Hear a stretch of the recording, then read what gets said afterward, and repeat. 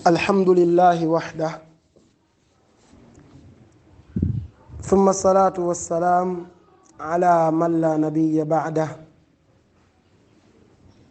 محمد بن عبد الله وعلى آله وصحبه ومن سار على دربه على ممر الحقب وبعد. السلام عليكم ورحمة الله وبركاته. إسقاط الجري النابح كالفال مومي لا بي كنتم تولا أني كنتم لا كفو بركة ما نكونو وكولا in audio mu yalon ko ajita nan mum be den ne minute tan second tan nani diamola mun tambita join listo do tema anin mbadi ma tema Omar Jeyte njaba kunda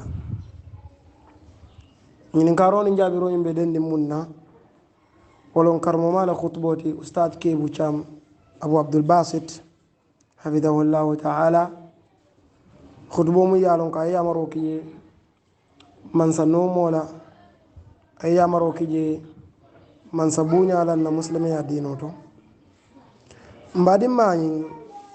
Omar Jeyte njaba kunda anata ko ko le bay kilin kala dalilo lunati mfan kunni yinje mfanan kunni yinje pour ka muruna kalo kuma kan fanan bay kilin ka sahiyan ni dalilo la anin ka tan dala fanan ko nyonko mo buka mindete ma hakada turadul ibil ka tan dala ko amanke yeku la nyami ka lawol nyaman na muslimi ya shari'on bari fon se nyon kunni nga atan ni nyon na hormo kono bunya kono kuluwo kono o sabu kammala aladiya mu folo ako ustad Kebu Cham ye waliro ke sawabo la ako ala kuma kawol wamben sawabo fe wala wamben tonya fe ada wamben qur'ano fe wamben sunno fe wamben hakili kese yari fanam fe wolon ustad kuma wambe fo khutubo kono kuma kilinti jamu yalon ko anin qur'ano kambenta waranto anin kila la sunno kambenta waranto anin hakili kese dunke wala hakili maya kolo kambenta folo ba fala mbadi maye Omar Jeyte jaba kunda nkar mama ustad Kebu Cham ay dalilul mumbenati fi ta'ati ulati al-amr dalila jumale bi je mu yalon ko ayanati kaba fa wona miro fe warando kabo abadin dolo kuma ka mbulu warando kabo ala alfa dolo kuma ka mbulu bara bondi ala le bulu aya bondi kila le bulu sallallahu alayhi wa sallam usaw kamala kila ko sallallahu alayhi wa sallam kabrin Irbad ibn Sari al hadithu nyin kono ay muna foy akoye ko usikum bi taqwallahi والسمع والطاعة مبالي أمر لا على الناس لونا أنم ميرو أنم نوم ساترو وإن تعمر عليكم عبد هن آياتر جوني المرا فيبا فلو دليلون القرآن ونين سنو من بين أني حكي لما يا من بين بعد ما عمر Jeyte نجاب كندا كلين فلان يوم ala ka fa damin ana taram be futala woto wa ati'u Allah wa ati'u ar-rasul wa ulil amri minkum ustadi wonati iba fula wonin qur'an wala dalilul man bayanin kila ala sunnul dalilul man ben hakilo on kana duwo kono folo on kana duwo hakilo kono folo woto sabu kamara ustadi fi on fo khutbo yin kono ayalo qur'anun ni sunno de kan anin sunna dun ke wala lonna la kambe on kan ka fumu yejma'u ayalo lonna la kambe on kan ay dalilul belo ala alkitabi was sunna bi fahmi salaf al umma nitina de ko be alo dalilul be sawabo wali nyoyal malum munun sawabo titeya tumala min sawabo de hakili kese dun ke wol mumela beya wolon fembe taburin qur'ano nin sunno bala anin lonna kendol mum alfa kendol de mul tambita ko sahabol to kana walla fahamur nyaal sahim malo monon sahaboti mbadi maya alakh umar jeyte njaba kunda fulanjo ako kila sallallahu alayhi wa sallam sahabol ya wali nyoya dunya do ko kolton wobe pour mun kamala kiso setu mobe futa tinewo mu yalon ko na tabi worla mbadimma nin ayatar ko yo ustad la khutbo la moy amantara diamu kan mol nim man sa tema dunya kolt abe diamu kan dino e muna fo man sala koto ama fo dunya e muna fo man sala koto ama fo demokrati e mun fo man sala koto ama fo almaniya e mun fo man sala koto ama fo tubabu karanni wul e mun fo man sala koto ama fo nidiya dun kewlo mulke la nidiya noma e mun fo man sala koto ako ala e mune fo man sa bunya ni man sa hurmutu kila e mune fo man sa bunya ni man sa hurmutu kila sallallahu alayhi wasallam alama kinan jang mission na pour dunya koy bari ala kinan mission o mun na wala munti kamoli bondi jondi joyato keke ala dorna jonte kamolu tafu ala alqur'ano bala anin kamolu tafu ata kila ala sunno bala wala sa mo ka fa ashhadu an la ilaha illallah akafa ashhadu anna muhammadar rasulullah wasabu kammala kila ala balwo nyin kono ala sanyi mo wannin sabada wanyin kono nin duniya kuwolu mun nata kila ka tamandi aka sahabolu sawara nyoya wa tamandirot sahabol fanan kela miro natiyoto bar wokoto manke nyindi ko sahabol ka kila sosole waranto ka kila oposle sallallahu alaihi wasallam opposition kilimman tara sahabol kono mummu opposition yati moluya aduite famoya wolon ko mun yalon ka be nyaton ka yakan ika wali pour mun kam makatan ni mol la kate man jarala itele jartala afonyi ite opposition jumale ji nyimban ko kan mun kam man sa oppose bara kon ka oppose le zone pour kala mirolu sahyandi bari man tan sulani place nyen na pour kasi mbe diamu kan jella shariyonto kamo wali nyoya ala miroto han atara man sa kewlon mol le bije mulbe marli wole ka foli ahlul halli wal aqd wolle ka tafu e ka firin man sala kuwol hakili mallon man sake londi adendewna wo kola womolu nim man saye londi adendewna itelle ka tafu e ka firin nim man saka kaja ni ko kuje mistake olon banko kan wa ahlul halli wal aqd shariyon to ma fo demokrasi to shariyon do wolle kasi nim man saye kuwol nyin kaja fo ndella opposition no mi banko kan ye fallondi o place do puru kamansa kuru wato wati ka tilindi hormo kono bunya kono kuluwo kono ka tilindi hakili maya kono suturo kono ita ngai bela ita kuma kurul folama ita banenna ita fanenna ita ko kuma na dinkiral mu mela beto ita ngai be ko folama ita la ngai be ko janyandira wontin ahlul halli wal aqdi la do koti man sabala pour ka man sala ngay be ko wol janjandi kama man sa sutura baliya kama sa advice public anin jamewol kono anin mimbarol kan anin dinkira kote on to la badan ya khana umar jeyten jaba kunna kol man taro nyama kol man taro ustaz be diamu kan nyim fanna alla adun ngamoy le diamu kono ye imam lafa ito kan nin ayatar yo imam lafa ito kan wote fana nyende ka diamu sharion la ikana diamu koyte luwale karang wala demokrasi tebe wala noma ntel laftale ka molu tilindi ke tafu ala alqur'ano nin kila ala sunno bala kol mumela beto ciow mallafi ka mol tafu nyen demokrasi bala mun yalan ko man krasi natin nya kayra kuto la abadan man tara lafiri wala umu dinkera fulan nyawnti laftaka mun nyambasi ila diamu kan sabanjaw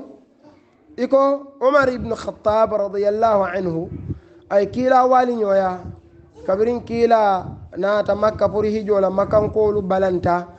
pour kila ye ɗum ka hijo ke kila sala sallam naata son walla bala wala umar ya wali ñoyawoto nko ibuko wo tola wali ñoyala folo folo kelin fulan jaw amanke hijoti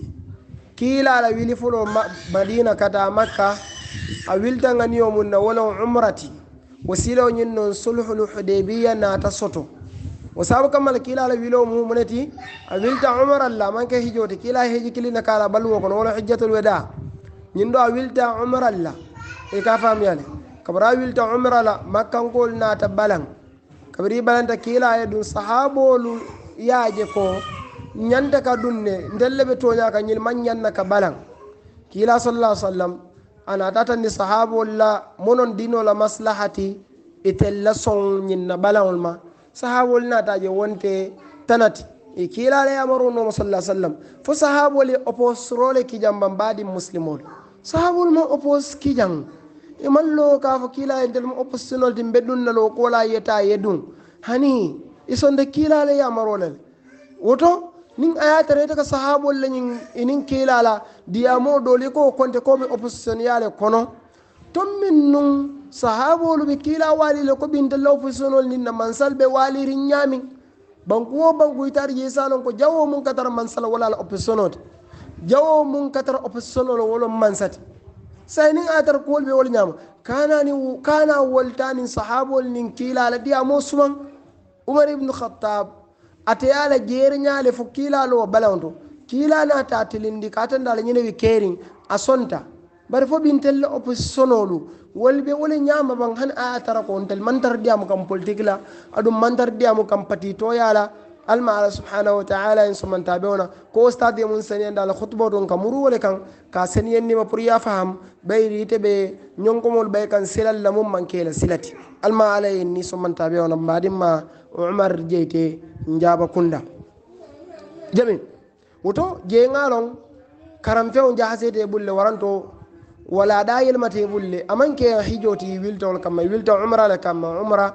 e wilta wole kamma amanke hijoti dinkirañen ni se murna yasen yande yatanni ko iɓoyta jeele mistake olon amanke hijoti bari umra lon ye join list oñin kol mummu umar jarati yeje sen yandama join list oñin mummu umar jarati a kool yeje sen yandama e bajale o seke baraji di ɓayre arruju ila alhaqi fadila walhaqu dalatu lmumin aynama wajadaha fahuwa wa aynama wajadahu fahuwa ahaqu bihi e ka faham yal alma subhanahu wa taala ayen ɓe somanta ɓe onanin kinoɓe kafaro mbaɗinma umar jeyte saban jaw nanin jaw iko gaswatu gatafan kila sallah sallam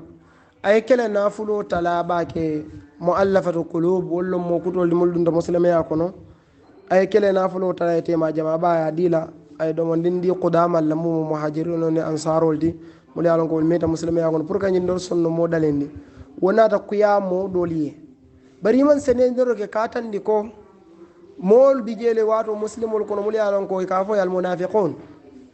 wonafiqolu wolle molti muli alon ko yo coco ñimmamandi duuma katandi ko kila sallallahu alayhi wa sallam ay munke amanyanna kake kañum ɗol ta seni sen lala ketel ta ɗoyande aɗo nafiqol ɗo tel ni fan sun kiitiyolon tella muslime ya dino kono ko albe wo kala mutari ñamin nin ayatara yinki o ka wara alfalla keta to yo muntu kitabol to albe wo kala mutari ko nafiqol ye fan sun kiitiyole soto sharia on to mun yalon ko ani muslimolu la kiitiyolu e manke kelenti o sabu kammala kiila yelo molu konole barakate kelendi la soko ke fa pour mun kammale kanta fo muhammadun yaqtulu ashabahu muhammad bala mo le fon fa kan sai mo be pour dino la maslaha kammala o sabu kammala kiila sallallahu alaihi wasallam sahabul ma wali woto awadan coco mun kuma ta dumanin kuto kuto o munafiqol le tati adun hanwol fawnta manke opposition yati bari woltamu haɗum woltani ɓe kuule to ni lefta ko woltake opposition yaati woto e lefta ka tandi mollol ko oppositionnol fanamo haɗumere on leti o saabu kammala walaya saabu wato wate nin man saɗiyamuta e ka wili pour kam man sa oppose aɗum tel leñin dino amantara sondin wola alma allah subhanahu wa taala ayimɓe somanta ɓe wona anin junuɓe kafaro lolo nyaw woni nyindo be mo kilinete ko gazol tabuk kabri kanate fi ol jama fa fo mo ko mina selen kam fi ol fala umar ibn khattab ko kila sallallahu alaihi wasallam ni selen kam fi ol fa natamo sina ko ya do tabuk jam fatale kila na ta yamaro ke pour ya tuje bar adwate bar ko la nyindo mordo to mu yalon ka bebulu mari muslimul nyimu oppositionnel de wala nyimu advice leti nyimu oppositionnel de wala nyimu mira kende diolti man sa jumal bi je mun ka baram pour ka mira kendo diala kila sallallahu alaihi wasallam tarto nyaadon ko lo kono mul buka balang pour ye mira kendo dila nin ayatara be wol nyama umar ibn khattab ye mira kendo mundi kila sallallahu alaihi wasallam kila sunta hada tawfiqan min allah katen ko kila sallallahu alaihi wasallam ala fawne aya marwala kay wa shawiruhum fil amri fa idha azamta fatawakkal ala allah ilay saybol sawara nyoya kol sawara nyoya ikele mirol nyini kol do mu yalon ko wahyo man kunturo kije folo saw kamal nyin dol man ke wahyo la kunturti watina umar ya fakila kila sunta sallallahu alaihi wasallam muna ya sabu ite bokel opposition ya fasa launti la ilaha illa allah muna ya sabu bokel opposition ya fasa raunti to nyano nin ko me demokrasi bangola ka demokrasi ya di mollal pour yeman salma bar o demokrasi ko to muslimol lebe o demokrasi ko to o muslimol bana nyanto sotole kata mi gon della muslimi ya la shariyo nin nin ne fo nde demokrasi fo la bayri mankulu kam mamme akam makaram malon ngamon lo wolon shariyo ndi mo wole fola sa fo fo sinati ke tanati bang mon ko ke man sa fasa rawndi kaje ko momo ka shariyo fo man sala ko to shariyo mo fo man sala ko de mari man sa fasa alla ite mari opposition kelol ite mari be fitna widin dol la ilaha illallah mari ma umar jete nyaba kunda fansa katanga tilin i'dilu huwa aqrab littaqwa fansi tilin almala subhanahu wa ta'ala ayam be sumanta bewna anin junwe kafaro woto umar lan kumo ikana wa fasar wa nyama woto alsayam fa badi salfana fil asitan tillajan mbe diam kan kuntula insha Allah mbe murlanan pour kana ka senendi ala nuqta woro njaw ani woro wala njaw ni sey njaw wala labawdi wa barakallahu fil jami'